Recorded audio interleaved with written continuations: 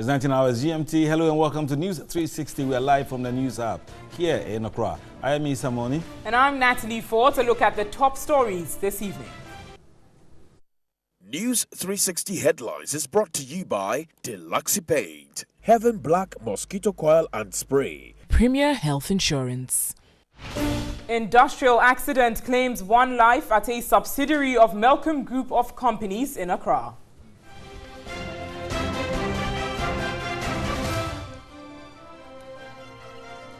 Electoral Commission staff who petitioned the president to remove Charlotte Osei as EC boss again petitioned the Office of Special Prosecutor to deal with dismissed EC boss for causing financial loss to the state. Also ahead this evening, Education Ministry urges University Teachers Association of Ghana UTAG to rescind on its decision to go on strike over payment of book and research allowance. And coming up in business, Ghana Free Zones Authority to delist non-performing companies registered under the Free Zones Enclave. And on the foreign front, Trump administration expects economic sanctions it is reimposing on Iran this week to further cripple the Iranian economy.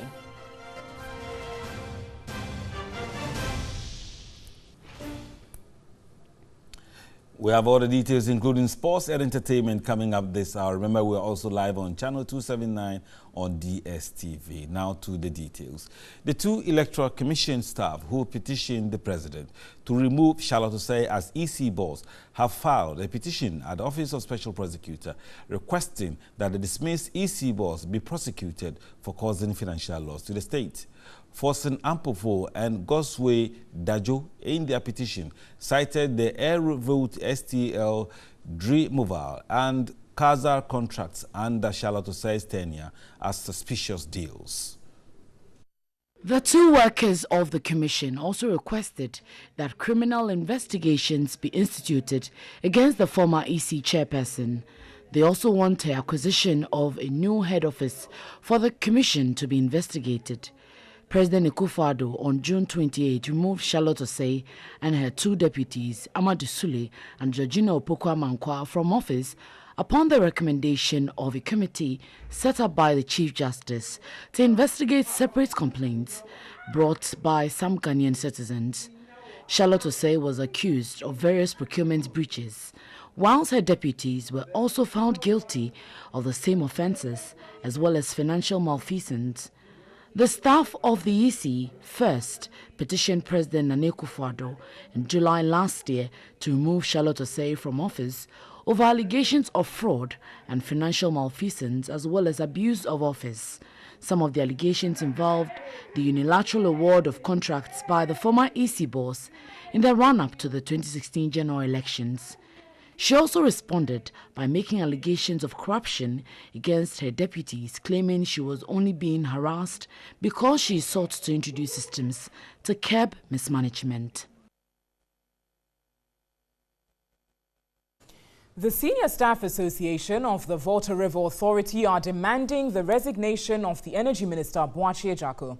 At a news conference in Accra, the national chairman of the association, Cephas Duse, said, contrary to claims by the sector minister that Ghana will gain $405 million from a renegotiated power deal with Ameri Energy, the country would rather lose up to $472 million.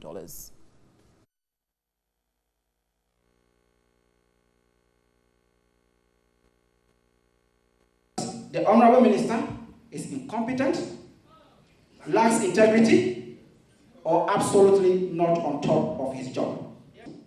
We think that by the current deal, the Energy Minister has exhibited financial recklessness with intent to assist a foreign company milk the state. We therefore call on him to honorably resign immediately and save the government and this nation from further disgrace and embarrassment and time wasted. We plead with the president to sack him if he so honorably fails to resign. The national chairman of the Senior Staff Association of the Volta River Authority, Cephas Duse, explained when all available options are considered, The renegotiated Ameri deal cost $995 million. Ameri plant will have a utilization factor of less than 20% from 2019 to 2023. And from all the analysis, the option of what? Keeping the existing agreement appear to be the least cost. That one not. He indicated the difference committed power generation projects estimated to provide 2,476.5 megawatts of power. Sifas Duse noted the Volta River Authority, VRA, is also committed to thermal projects that will provide 632 megawatts of power.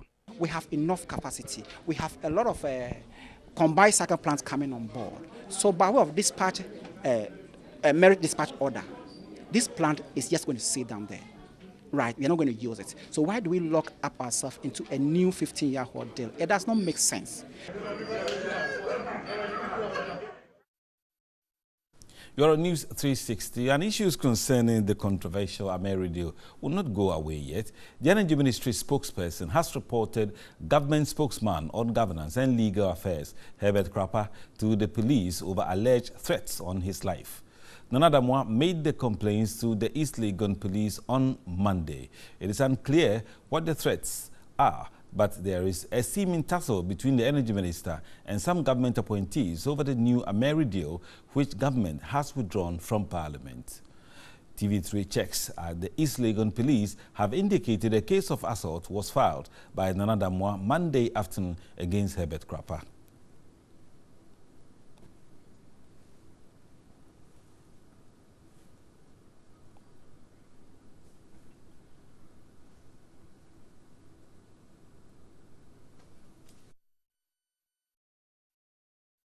You're watching News 360, and we're making efforts to reach Nana Damwa and speak to him about the alleged threat from government spokesperson on governance and legal affairs, Herbert Krapah.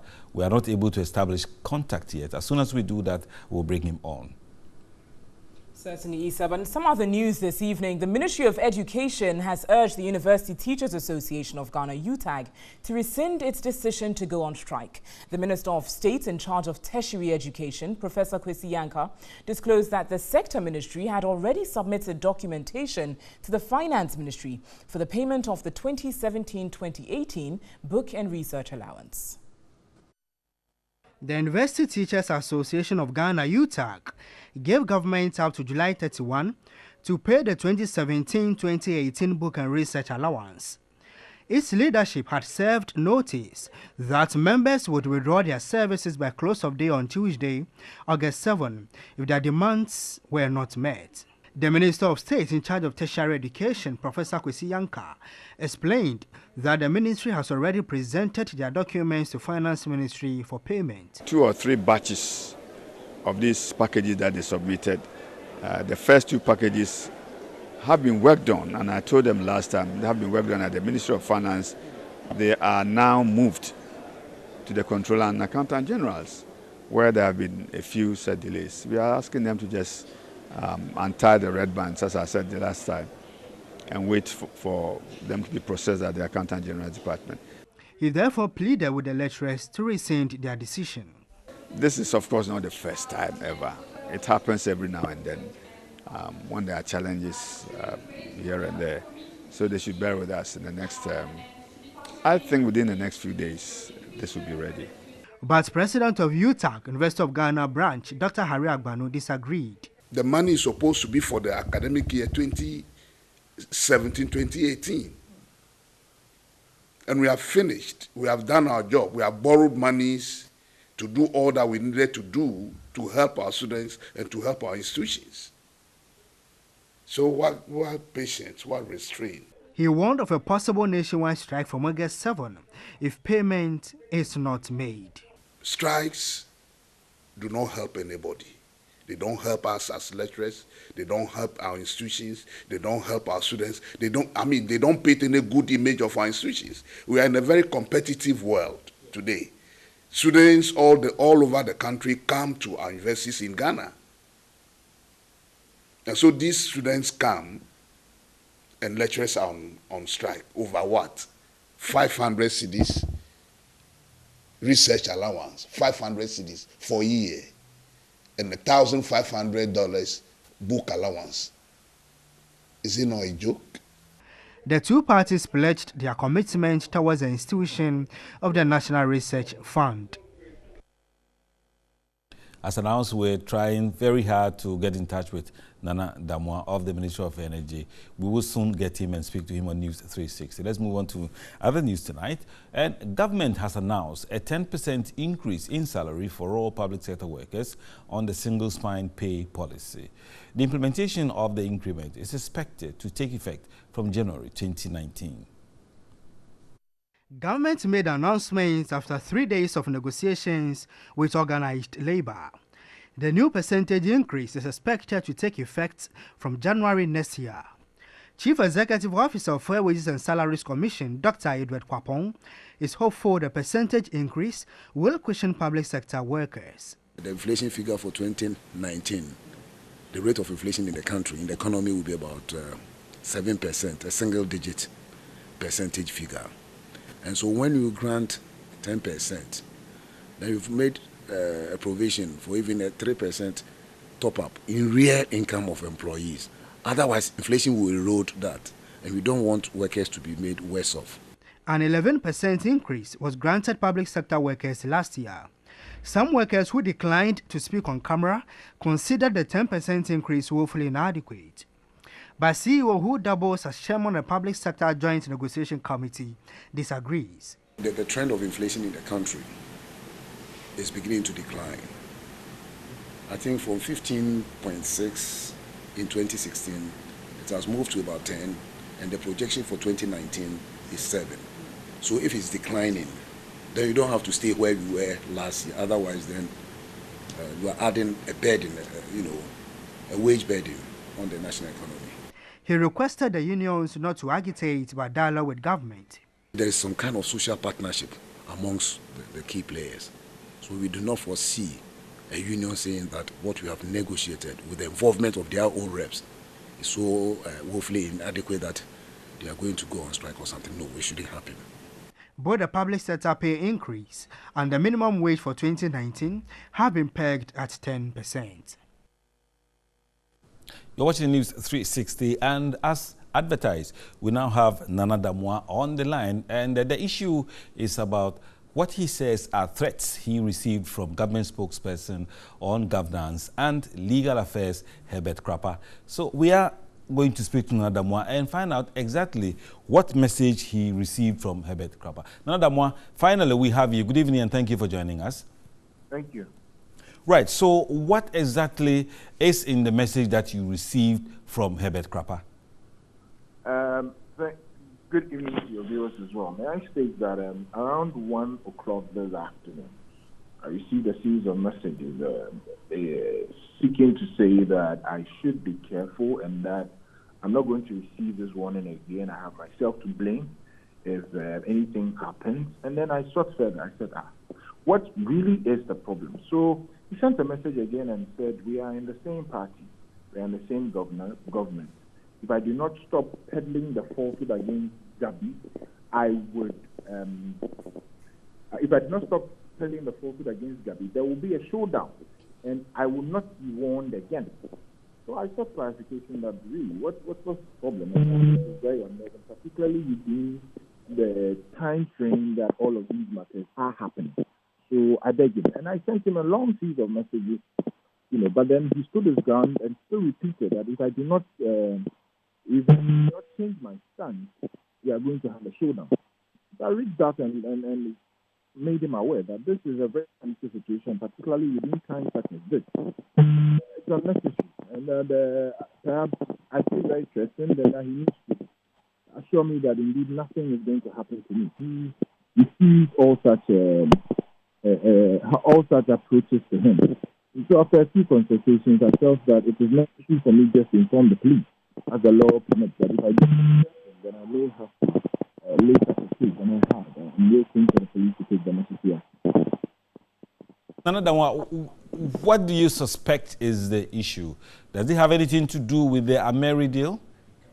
I cannot say for a fact what the issue is. And at this point, I would not want to engage in speculation. For me, I have no further interest in this matter except that the second, with all of what is happening, I just want to be sure that my personal security is guaranteed. That is all.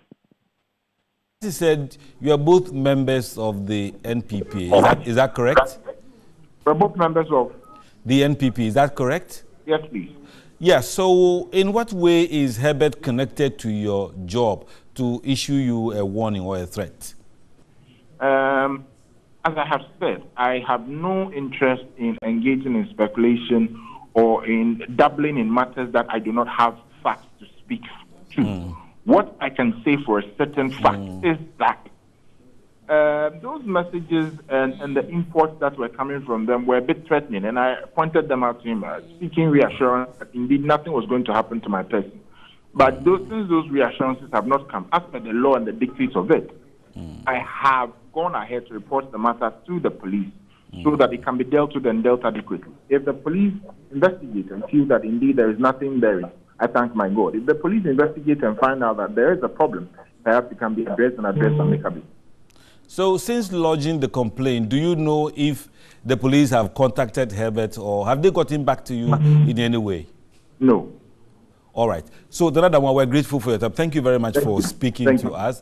Nana Damwa is a communications expert and he works with the Ministry of Energy, and he has lodged a complaint at the East Legon police station claiming that government spokesperson on governance and legal affairs has threatened him.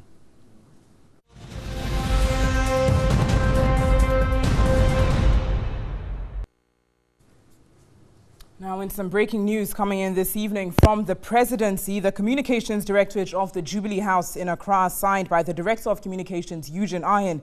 It reads, President Akufo-Addo relieves Energy Minister Boakye Agyarko of his position.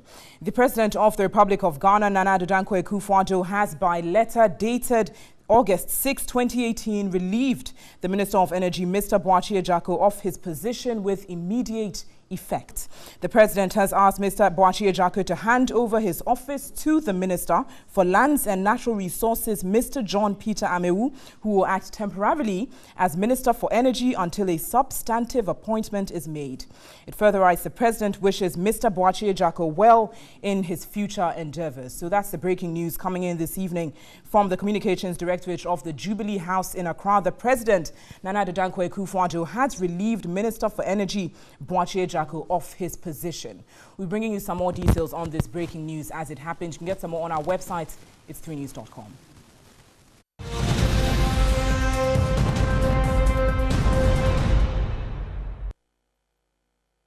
That was certainly a huge one, and we'll delve into it when the pieces fall into place. You're watching News 360 on TV3. On MTN Video Report, our citizen journalist, Nuri Philip Arislosori, highlights the army worm infestation at Bolgatanga in the Upper East region.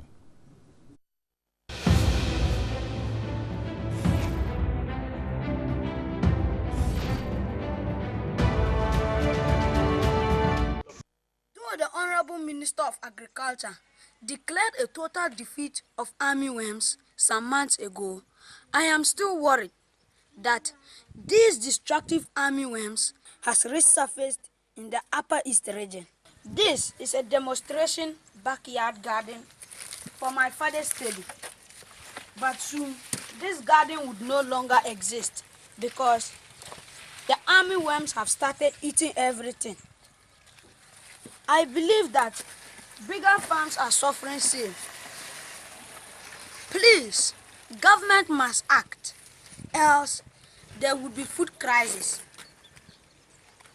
For TV3 News, I am Nura Philip Akelesori, reporting from the central of Bolgatanga. Be a citizen, but not a spectator.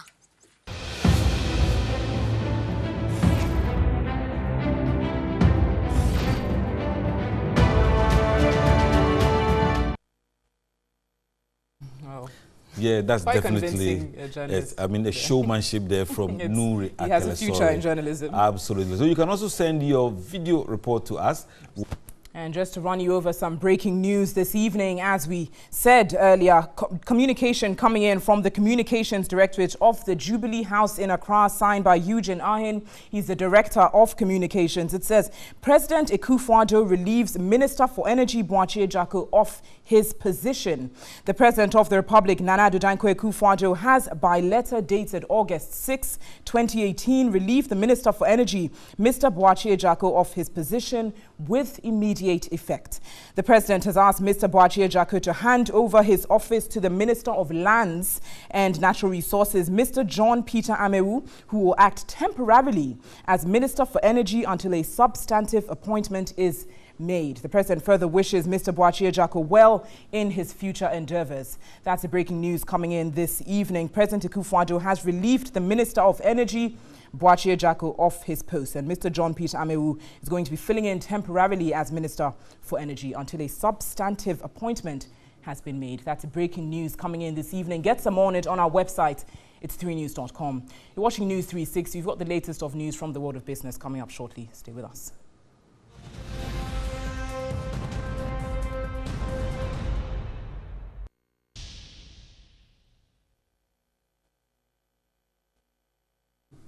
We're back on News 360 here, and let's do one more story just before Nanekia Mensa Brampa takes you off on the business thrill. The headquarters of the Melcom Group of Companies came under mob attack after an industrial accident at Centuries Industries, a subsidiary of Melcom Group of Companies. And also, the accident left a 19-year-old outsourced laborer dead.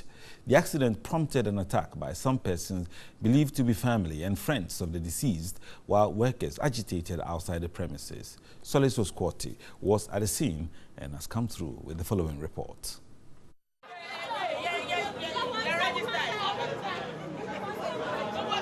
Security was tight when the news team arrived at the scene. Speaking off camera, the Kaneshie District Police Commander, Superintendent Ernest Champong, said his team arrived at the scene just after 2 p.m. and after a mob which claimed to be members of the victim's family. He added some staff and police personnel were assaulted, while vehicles on the compound were vandalized. But the agitating workers were, however, easier to control. The gates of the company were locked, with management initially refusing to shed light on what had transpired earlier. However, the communications director for the Melcom Group of Companies, Godwin Avenogbo, spoke to the news team via phone. There are certain things that we move in terms of material, equipment, and so on, and these are heavy sometimes, so they are placed on cranes that are moved, and these are moved on rails. The crane missed one rail, and then that was what happened. And all the staff ran away to safety. The person who was hit got badly injured, was rushed to Cocoa Clinic. The family was called immediately when the accident happened. And so they rushed and met the Century Industries Limited leadership at Cocoa Clinic. So actually they were there when the announcement was made that he had finally lost his life. As the unfortunate incident that happened today. He urged staff members as well as the victim's family to remain calm in this trying time. The deceased has been identified as 19-year-old Abdul Nasir Adam. Abdul Nasir Adam served as an outsourced contract laborer for the manufacturing company for barely a month before his death. Solis Rose Quarte, reporting for TV3, Accra.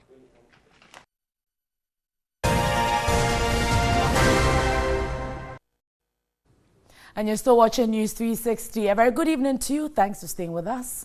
It's time for business with me, Nanekia Mensa Brampa. Beginning with tonight, the Ghana Free Zones Authority intends to delist non-performing companies registered under the Free Zones Enclave. The Chief Executive Officer of the authority, Michael Ochiri-Befi, made this known at the launch of the Ghana Free Zones Area Investment Week celebration in Accra. According to the Chief Executive Officer of the authority, Michael Ochiri-Befi, the board has decided to delist all inactive companies. 201 companies are currently registered under the enclave, of which 120 are functional. We can only determine whether a free zone company is active or not by how many exports it's able to do within a year. You cannot just decide not to do export and still be a free zones company. Some companies are just on paper like that. They have never done even one export before. He said companies which fail to submit their quarterly returns will pay a $2,000 fine. And for that matter, I can say that we are applying these sanctions strictly. Because over the years, some people will be owing us millions of dollars, and they'll come and we'll still process their things for them. Where can you find this? If the business is your business, can you run it like that? The CEO hinted the authority would recommend the review of the Free Zones Act of 1995, which enabled the establishment of free zones to promote economic development, provide for the regulation of its activities and related purposes. The authority was instituted in August 1995. Right, so we have that news coming in from the presidency of the Energy Minister, Boakye Agyarko, be relieved of his duty by the president and having another minister temporarily standing in there till we get a substantive one. But we've been joined on phone now by Migdad Mohammed, who is with the Institute of Energy Security. Hello, Migdad. Thanks for your time. Well, thank you very much, Nanekia, for having me.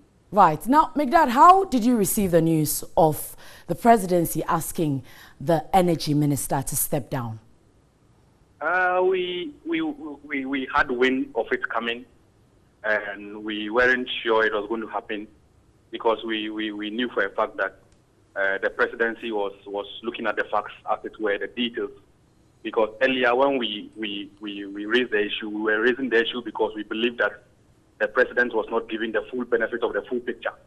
Because given what we saw in the agreement, it was impossible, practically impossible for anyone who loves this country, who understands what he's about to sign, will see it and then hold it out for the first gentleman of the land to ask it to append his approval to it. So what we sought to do was not to actually push the minister out or allocate blame on any person's head.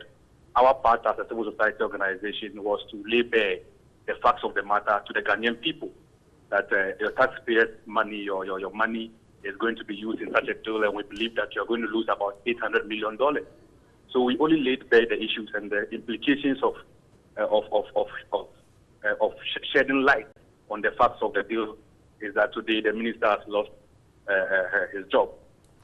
It doesn't end there because the deal is still hanging. We don't know the outcome. Yeah, so that's the next question I'm asking you, Migdad. He's been asked to step down.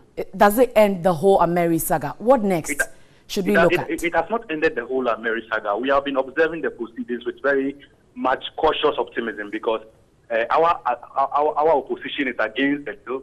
The deal has been withdrawn. We don't know as yet whether government intends to amend the tariffs in the deal and bring the same deal back. We don't know whether government intends to make the innovation of the agreement more competitive so more companies can bid and apply for the innovation. We don't know whether government even intends to continue with the existing agreement at all. We will be looking at the proceedings and we can only assure government that so far as the laws of confidentiality permit, they will not be saddled alone with the responsibility of scrutinizing that agreement and deals. We will help them cross the T's and dot the I's as much as possible, in as much as value for money considerations are concerned.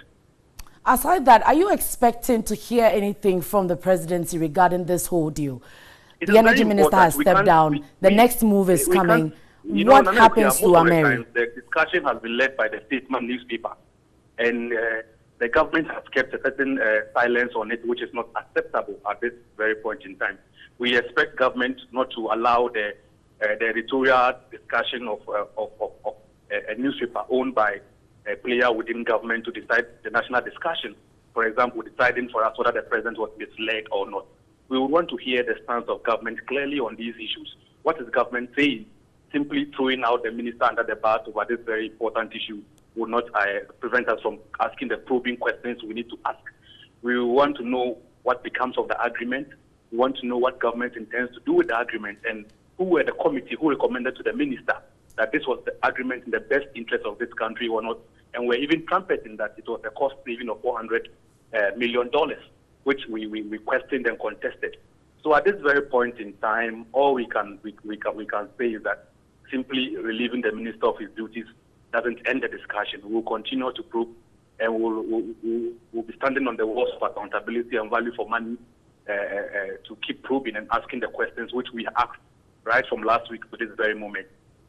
Megdad, we are grateful for your time this evening. Megdad Mohammed is with the Institute of Energy Security, giving us his thoughts as well, talking about the presidency asking the Energy Minister, Boakye Agyarko, to step down. That is news just in, and I'm sure that you get more on our website, 3news.com, also in subsequent bulletins, news at 10. You would want to tune in to get more. But let's move away from issues on energy. And Unilever Ghana has awarded a young music talent with a cash prize and a recording deal through its close-up Break the Barrier music contest.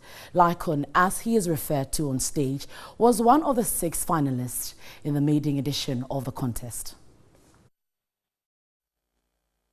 The Break the Barrier campaign was rolled out on 6 university campuses and city locations. Each location hosted a music competition, and the winner having to battle it out in the grand contest in Accra.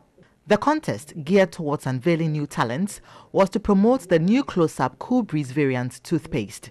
The new variant comes in a brand new flavor and is packed with more mint. Its antibacterial mouthwash formula gives you 12 hours of fresh breath. Head of Communications and Sustainability at Unilever, Henry Hemet-Malm, shed more light on the campaign. Music is a youth thing, and this whole Cool Breeze business is an opportunity for the youth to gain some confidence. So we're using the music, marrying music with the fact that we want people to break that barrier, show confidence in whatever they do. So using that as an opportunity to unearth talent, get young people out there. Actually, we want to produce one big young man to become a full-scale musician, someone from the underground to come up today, take the stage, perform, and get an opportunity of a lifetime. Winner of the competition, Lycon, could not hide his joy. I'm so grateful because we've been in this for a long time. It's like we are not getting the recognition, but this has brought us so far. I'm saluting them, Unilever, for this opportunity. Close-up toothpaste by Unilever, debuted in 1967 as a clear red gel with a spicy cinnamon taste, is the original youth oral care brand in the oral care market globally. The unique brand identity was positioned as the toothpaste that gives people confidence in those very close-up and personal situations. Right, so that's our wrap up on business tonight with me, Nanikia Mensah. But there's more on 3news.com. Is I standing by with something from the presidency again? Now, President Akufo-Addo has stressed the need for the African continent to continue to protect and deepen attachments of freedom to ensure the fundamental human rights and dignity of his people. Speaking at the opening ceremony of the 27th African Human Rights Moot Court competition in Accra, the president insisted upholding of human rights will ensure the prosperity of all on the continent. The African Human Rights Moot Court competition is the largest gathering of students, academics, and judges across the continent to debate on the theme of human rights in Africa. 18 universities across the continent are participating in this year's competition, the second to be hosted by the University of Ghana. Students from law faculties in Africa have gathered to argue a hypothetical human rights case as if they were before the African Court of Human and People's Rights. Our aspiration is that the moot should serve as a moment of reflection and growth in the idea of our collective Africanness. And it would provide an opportunity to forge stronger bonds between us to further strengthen our common African identity. President Akufo-Addo urged the student to continue to champion and deepen attachment of freedom and the protection of human rights on the continent. Those of us who are heirs and beneficiaries of that heroic struggle for freedom have a calling to ensure that respect for human rights is woven into the fabric of the body politic of our various states, in our respective regions and on the continent in this 21st century. We therefore have a sacred task to ensure that the fight for the protection and respect for human rights remains a constant one. Eternal vigilance, it is said, is the price of liberty. The 6-day competition seeks to prepare a new generation of lawyers to argue cases of alleged human rights violation before the African courts.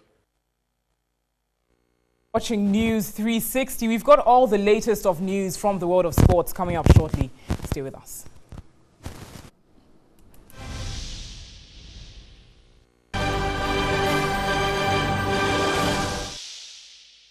Welcome back to News 360. On the international front this evening, the Trump administration expects economic sanctions that it is reimposing on Iran this week to further cripple the Iranian economy. Senior U.S. administration officials said on Monday, Washington will aggressively enforce the measures.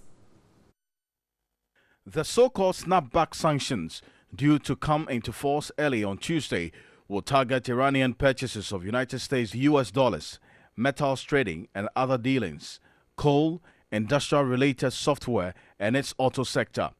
Iran's real currency has lost half its value since April under the threat of revived U.S. sanctions.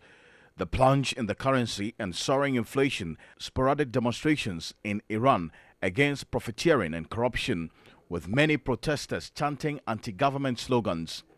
President Donald Trump is aiming to cut off the Iranian leadership's access to resources. The United States also plans to reintroduce potentially more damaging sanctions on Iranian oil in November. But the U.S. sanction strategy has several weak spots, especially the reluctance by Europe and China to curtail business with Iran.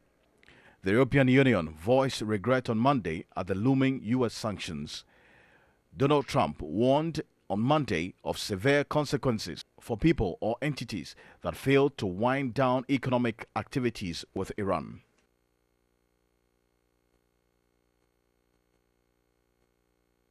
And you can get some more international news on our website. It's 3news.com. Coming up next on News 360 is Entertainment with Miriam. Hello there, good evening. It's time to settle for some entertainment news on News 360. Child disability advocate Christian Morgan of Talented Kids Season 8 fame says his love for high-life music is hugely influenced by Kofi Kinata and Bisakede. According to the Cape Coast-based music prodigy, inspiration from versatile singers transformed his life.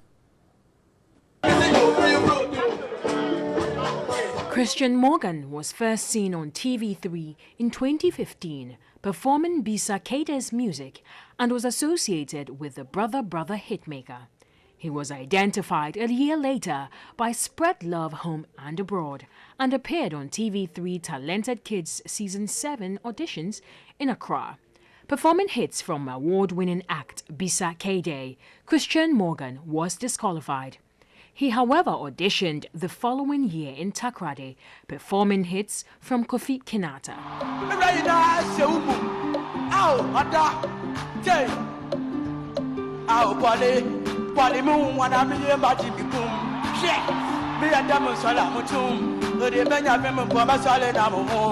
Christian Morgan has since been popularly known as Time No Day, owing to his consistency in performing songs from Kofi Kinata, the Fante rapper. The singer was at his usual best when he performed as a guest artist at a reality show for persons with disability in Kumasi. He gave the audience a feel of Bisakede's latest song, Apai.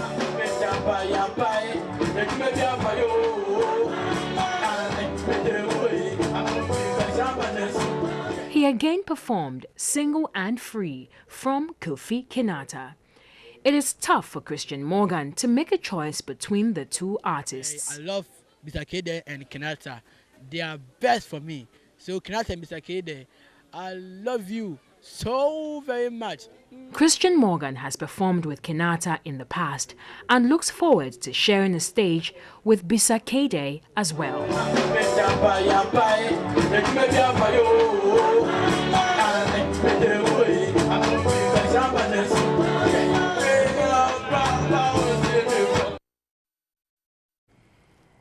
Christian truly is an inspiration. I mean, I saw this gentleman from auditions down to when the competition started and afterwards, and he makes me proud every time. Absolutely. Really, absolutely. We'd love to see more from him. Actually. Definitely. Speaking of more, there's more news on 3news.com. My name is Miriam, and I'll catch you tomorrow on 3FM 92.7 for the Urban Blend. Thanks, Miriam. Grateful. Right. So I'm sure we're going back to that breaking news. Absolutely. Like we mentioned earlier, President Akufo-Addo has relieved Minister for Energy of his position. That's Boakye Jacko. Now, the president has said that Minister for Lands and Natural Resources, John Peter Amewu, will act temporarily as Minister for Energy until a substantive appointment has been made. So that's the news coming in this evening as Minister for Energy, Boakye Jacko, has been relieved of his position by President Nana Addo Dankwa Akufo-Addo. There's more on our website. It's 3news.com, and we'll bring you some more on news at 10, which will also simulcast on 3FM 92.7. Well, and that's it for this edition of News 360. My name is Lisa Moni. I'm Natalie Forth. Thanks so much for watching. Have a lovely evening.